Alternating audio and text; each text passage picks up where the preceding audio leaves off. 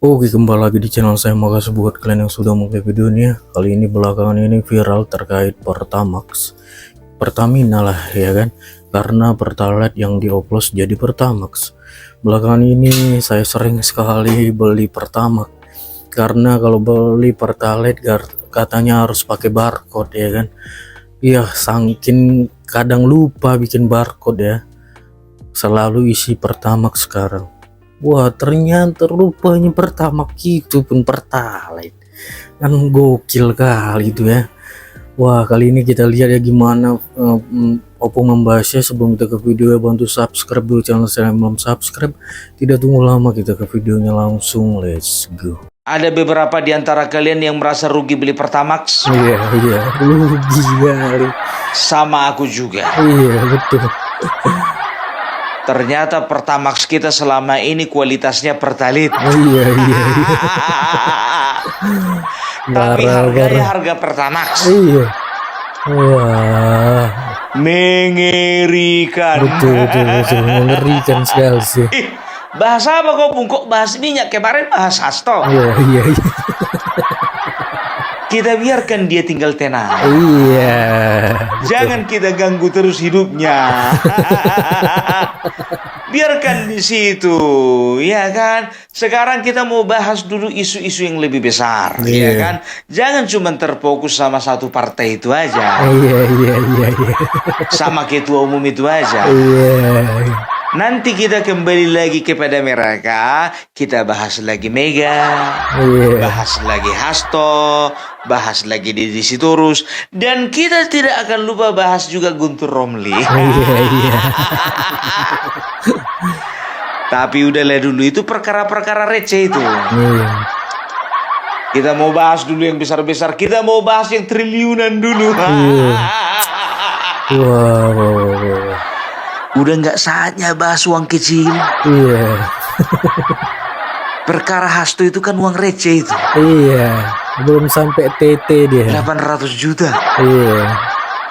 Ini ada yang lebih besar, 193,7 triliun. Iya. Bahkan kemungkinan sampai 900 triliun gitu. Gila sih. Aduh. Jadi kita baru-baru ini mendengar berita tentang korupsi, ya.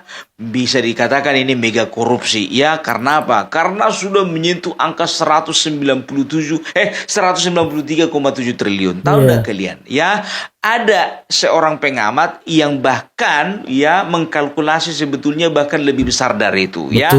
Bisa dikatakan bahkan menyentuh angka 986 triliun. Gokil, gila. Ya. Nah, ini ada hubungannya dengan mafia minyak ini. Hati-hati. Kita tengok dulu di luar. Ada nggak yang mengintai? Iya. Jangan mafia politik mengintai kita. Rupanya mafia minyak lebih ngeri lagi kalau sudah mengintai. Betul. Berbicara uang, Wak. Jadi begini ya, salah satu anak perusahaan dari Pertamina berulah. Namanya PT Pertamina Patraniaga. Apa itu Pertamina Patraniaga? Pertamina Patraniaga adalah anak perusahaan Pertamina yang bertugas di dalam perdagangan pengolahan minyak. Hafal Opung. Pokoknya semua informasi yang dari Opung Parabelak semuanya Opung pelajari. Betul. Nggak kayak si Guntur Romli, dibilangnya kejadian Batu Tulis 2014. Dari situ pun salah ya. Begitu juga sama yang dibilang sama si Faisal Segaf, data siluman semuanya. Iya. Ini betul-betul data ini, ya. Jadi kan Pertamina itu punya beberapa anak perusahaan. Contohnya PT Pertamina Geothermal, Pertamina Consulting, baru Pertamina Insurance dan sebagainya dan sebagainya. Nah, salah banyak satunya ini anak-anaknya juga rupanya. adalah Pertamina Patra Niaga ya. Jadi direkturnya ya bersama beberapa rekanannya melakukan sebuah tindakan pidana korupsi dimulai dari tahun 2018. Siapakah direktur utamanya? Yang berinisial RS. Kalau dipanjangkan bukan Rifa Sitorus tapi Rifa Sihaan. Jantungan aku kukira marga Sitorus. Iya. Hah? Rupanya yang lain. Ini oknum ini marga Sihaan di mana baik-baik. Iya. Aku nanti takutnya Pung kalau misalnya di situ terus masuk bui, nah margamu pula yang jelek Pung. Iya. Oknum.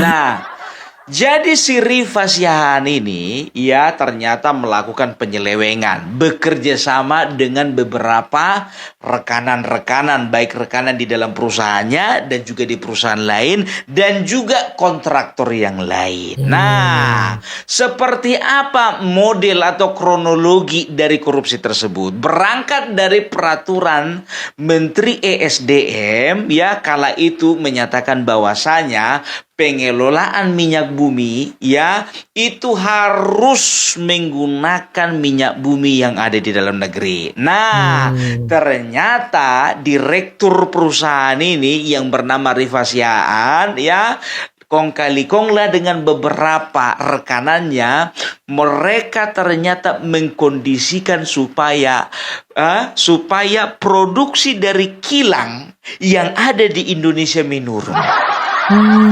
Jadi kilang itu ada dua, kilang produksi minyak. Kilang produksi BBM itu yang pertama ada di dalam negeri, yang kedua ada di luar negeri, kemungkinan di Singapura, kan begitu. Nah, ternyata Rifa Sihaan bersama dengan rekan-rekannya mengkondisikan supaya kilang di dalam negeri itu produksinya menurun supaya apa? Supaya bisa impor. Bisa cari uang masuk nih. Kayak gini loh, cari uang masuk. Jangan caleg di sana diminta PAW, diminta 800 juta. Hasto ini maunya bendengar seperti ini toh. Ini caranya cari uang masuk. Main cantik. Ya, jadi dikondisikanlah ini dalam rapat optimasi ya. Jadi ternyata mereka berhasil meyakinkan Pertamina sebagai induk perusahaan dan juga Kementerian ESDM, kan begitu ya. Jadi ternyata dilakukanlah impor ini ya, datanglah minyak dari kilang luar negeri ya, datang ke dalam negeri. Nah, masalahnya yang dipesan Pertamax, yang datang Pertalite. Salah pesan mungkin Pung. Gak mungkin salah pesan. Emangnya beli ke luar negeri 1 liter 2 liter. Ribuan ton. 5 tahun. Ini sengaja. Karena apa? Ya, karena mereka ingin mencari uang masuk. Kan begitu. Dengan cara apa? Yang mereka beli Pertalite tapi laporannya kepada pemerintah harganya harga Pertamax. Otomatis ya selisih harga. Contohnya ya mereka beli Pertamax, pesan Pertalite dengan harga 6.000 ya.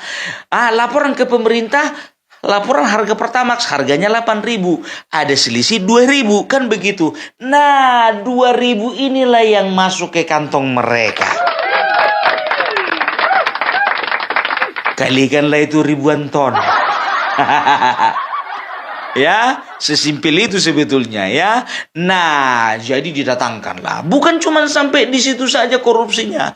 Tahu kalian masalah pengiriman. Nah, si Rifa Sihaan ini ya kan mereka kan punya rekanan juga ya untuk masalah pengiriman.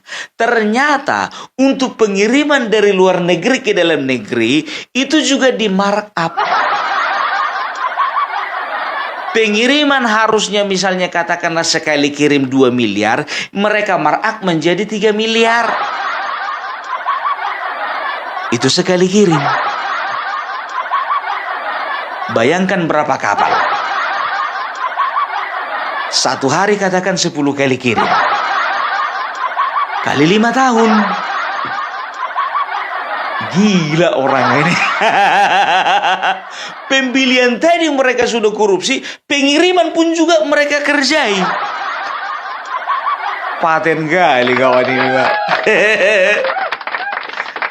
Memang betul-betul mafia.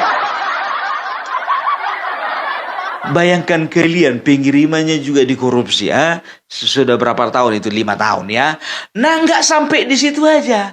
Pembelian mereka korupsi, pengiriman mereka korupsi, mereka korupsi juga. Setelah sampai, mereka oplos.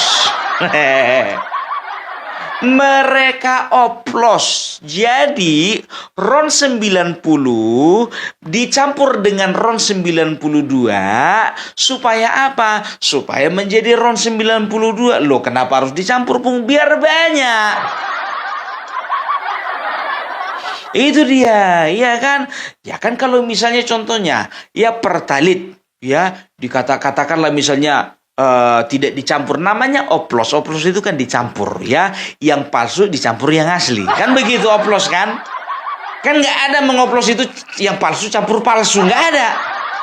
Namanya oplos itu yang palsu campur yang asli. Nah begitu juga Pertalit ya, dicampurkanlah Pertamax ya, supaya Pertamax ini ya kuantitasnya atau jumlahnya semakin banyak. Nah inilah yang dijual ke masyarakat.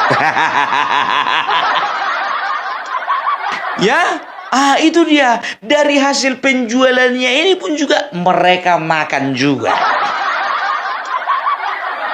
Udah berapa tadi? Pembelian, pengiriman, dan juga perdagangan. Kenyang orang ini, kenyang. Nah, dioplosnya di mana? Ternyata mereka ada satu tempat khusus mereka oplos ya, di satu tempat miliknya anaknya Muhammad Rizaholic ya. Jadi kalian udah tahu kan Muhammad Rizaholic yang dikatakan katanya merupakan memang betul-betul cukongnya minyak. Nah, kebetulan tempat ini punya anaknya si Rizaholic ya. Jadi di tempatnya si Rizaholic inilah, anaknya Rizaholic inilah dilakukan pengoplosan.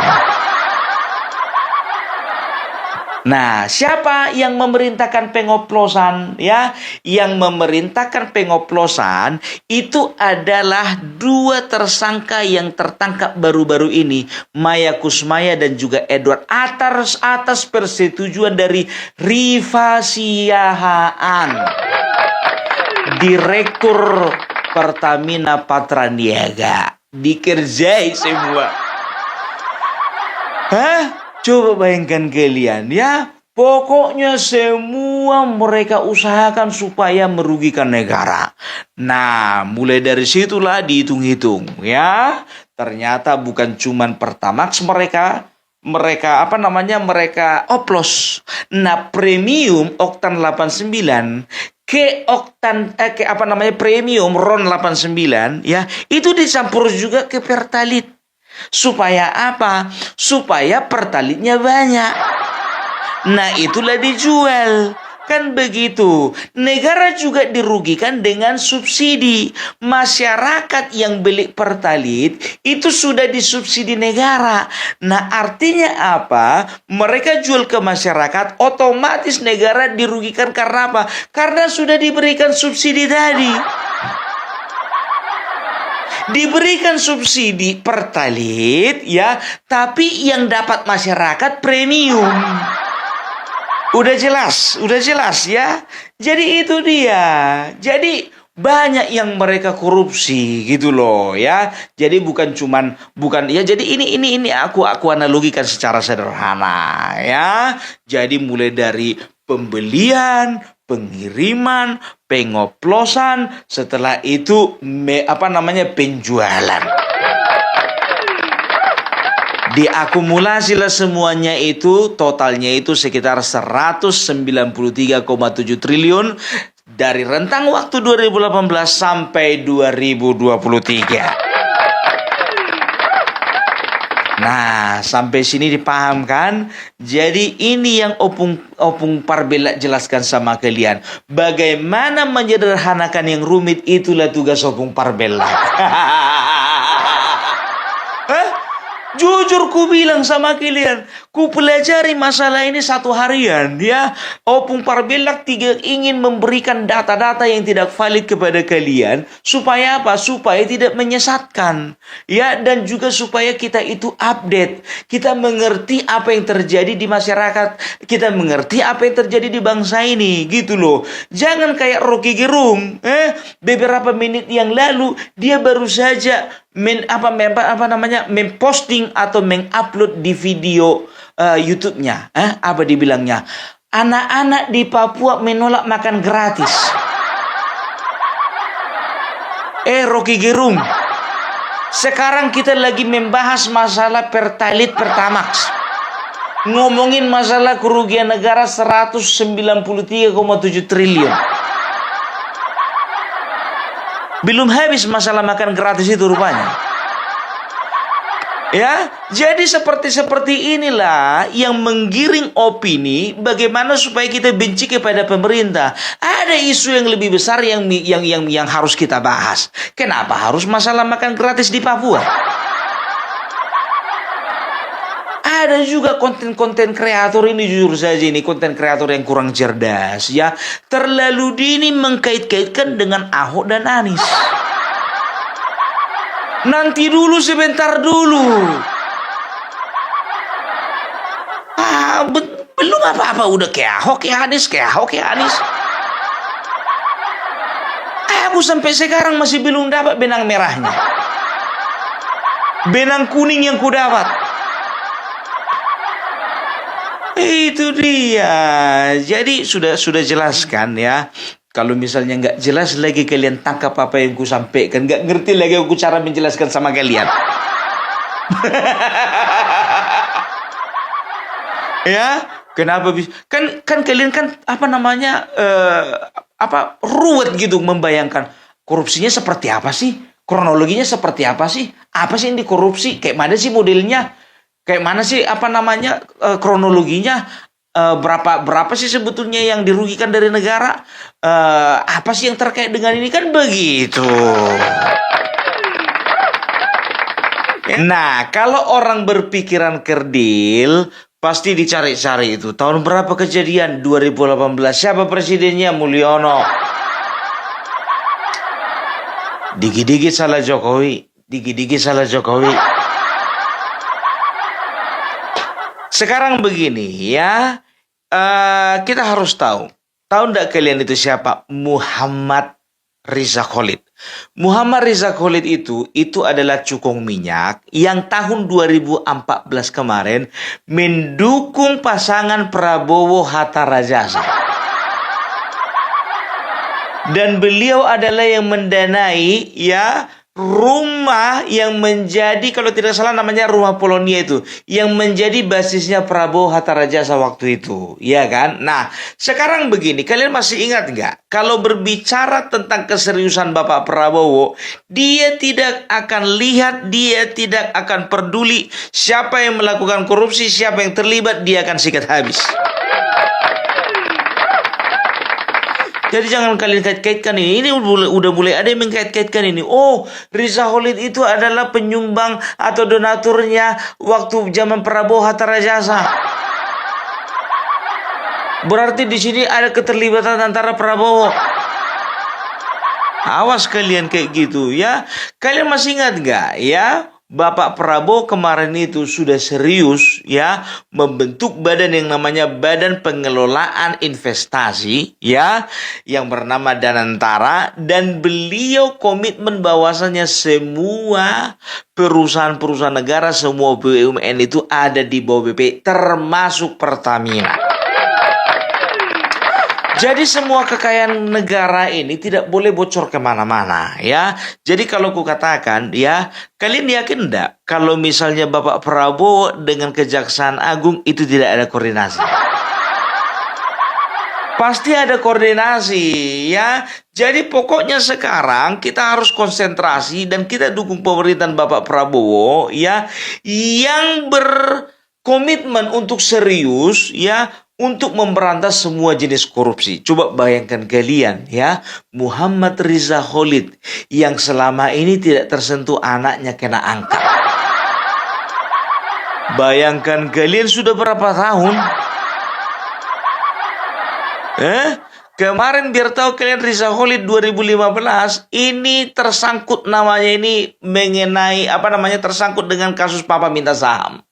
Ya, kasus Papa minta saham itu ya, jadi waktu itu Setia Novanto pergi menemui PT Freeport untuk perpanjangan kontrak. Dibawalah ini si Riza Khalid. Ternyata ada indikasi bahwasannya mereka minta saham. Iya, namanya juga bisnismen. Itu dia. Jadi memang bukannya bilang apa, kawan ini bukan cuma bergerak di bidang minyak, tapi dia juga bergerak di bidang kelapa sawit, ya, di bidang retail, di bidang pokoknya banyak jenis usaha yang dia tekuni, ya. Jadi kita akan lihat, ya, kalau bisa dikatakan sih pasti terlibat lah. Nggak mungkin nggak terlibat, sedangkan rumahnya saja dipakai untuk kantor mereka. Si Riza Khalid di situ nggak rumah orang kaya bukan cuma satu. Ya, itu kan salah satu dari antara rumahnya, kan begitu. Pokoknya kita akan melihat bagaimana keseriusan Jaksa Agung ya untuk mengusut ini sampai tuntas. Dan permintaan kami kepada kejaksaan ya, tolong dulu jangan cuman masalah yang ini ya, tapi kalau bisa yang 273T itu juga diusut juga lah. Kira-kira sudah selesai belum itu, Pak? Itu agak lebih besar loh itu, Pak. Ya, jadi itu dia. Jadi kita akan melihat bagaimana Bapak Prabowo. Bapak masih ingat kalian bahwasanya Bapak Prabowo berkata, saya minta kalian bersih-bersih. Kalau memang kalian tidak bersih-bersih, saya yang bersihkan. Memang asli bersih dibikin, Mbak. Ini baru 100 hari pemerintahan, bagaimana 5 tahun? Pokoknya dahsyat ya. Jadi kita akan melihat bagaimana Bapak Prabowo ya akan membuat segala sesuatu yang terbaik untuk bangsa ini. Ingat, banyak mimpi-mimpi besar, hal-hal besar yang menunggu bangsa Indonesia di ujung depan sana ya. Mari kita bergandengan tangan, kita dukung pemerintah. Itu dia, itu baru namanya anak jenderal.